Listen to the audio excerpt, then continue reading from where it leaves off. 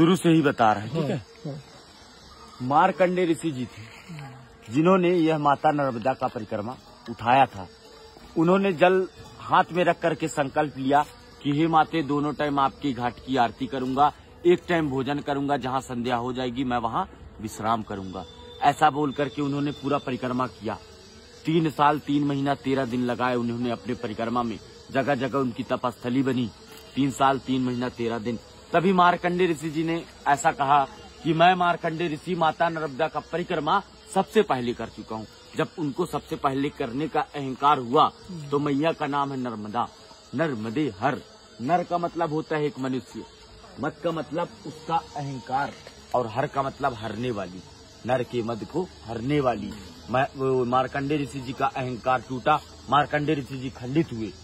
जब उनको ये प्रतीत हुआ कि अब माता नर्मदा का परिक्रमा तो कोई नहीं कर पाएगा, इसके कारण उनको वो दूसरी बार कोशिश किए।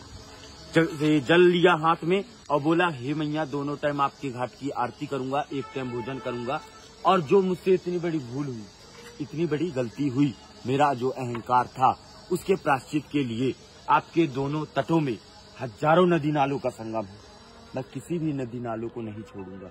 उन्होंने सभी का परिक्रमा किया, किसी नदी नालों को नहीं छोड़ा। 27 वर्ष लगे थे उनकी परिक्रमा में, 27 वर्ष।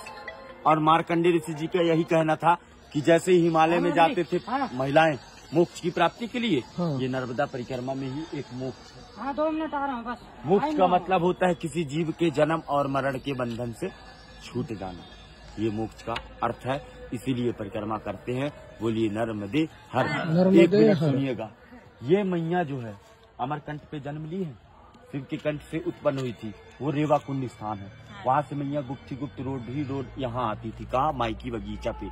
पूरे 12 वर्ष तक बचपना बीता है यहाँ पर। उनकी 5 सखियां थी, जोहिला, गुलबकौली, मालिनी, मलनिया और कपिला। 5 सखियों के साथ बचपना बिताने के बाद मैया का शादी तय हुआ। सोन जी महाराज, दंत कथा के अनुसार से ब्रह्मा जी के मानस पुत्र हैं सोन, और नर्मदा मैया शिव जी की पुत्री। सोन और नर्मदा ये दोनों का लग्न तय हुआ था। 24 किलोमीटर दूर जो माई का मंडप है, वहाँ मैया तैयार हो रही थी, वस्त्र श्रृंगार कर रही थी।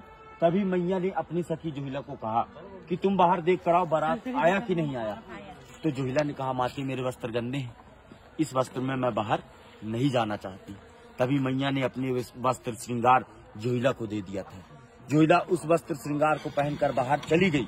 जितने भी बाराती वाले थे सभी देखे, इतने सुंदर रूप, यही दुल्हन की रूप में लग रही है। उसे मंडप पर बैठाल दिया गया। जोहिला भी जानबूझ करके बैठ गई, और जो है छल कपट करते हुए वो बैठी।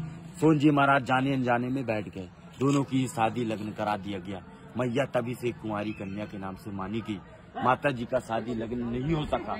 मैया एक कन्या से जलधारा के रूप में परिणित होने का भी निर्णय ले ली, और जब वो जलधारा बनती है तो अमरकंठ पे माता जी का मस्तक है, नाभि कुंड पे, नेवावर पे नाभि कुंड है, और चरण समुद्र में है। इस नदी का परिक्रमा आप इसलिए कर, एक ही नदी का परिक्रमा किया जाता है, नर्मदा नदी, जो कि गंगा, जमुना, सरस्वती माता आपकी सभी से सर्वश्रेष्ठ है। जैसे गंगा की स्नान मात्र से, जमुना के जल आचमन से, सरस्वती के जल छींटे से जो प्राप्ति मिलती है, माता जी को मात्र आंखों से देख लीजिए, दर्शन कर लीजिए, तो दर्शन से वो प्राप्ति मिल जाती है। बोलिए नर्मदे नर्मदे। आप यही रास्ता है ना कहते? नर्मदे हर बाबा, नर्मदे हर। बढ़िया, आपको अच्छा लगा? बहुत बहुत। बाबाजींनी आपल्याला ऐसा दीजिएगा कि हम देख लीजिए। नर्मदे हर। बाबाजींनी आपल्याला खूप छान माहिती दिली, जी आपल्याला माहित सुद्धा नव्हती। तर सगळ्यांनी एकदा म्हणूया, नर्मदे हर हर। जय हो मैया, आपका अच्छे से पार लगे, घर द्वार में कभी परेशानी ना आए। नर्मदे। नर्मदे।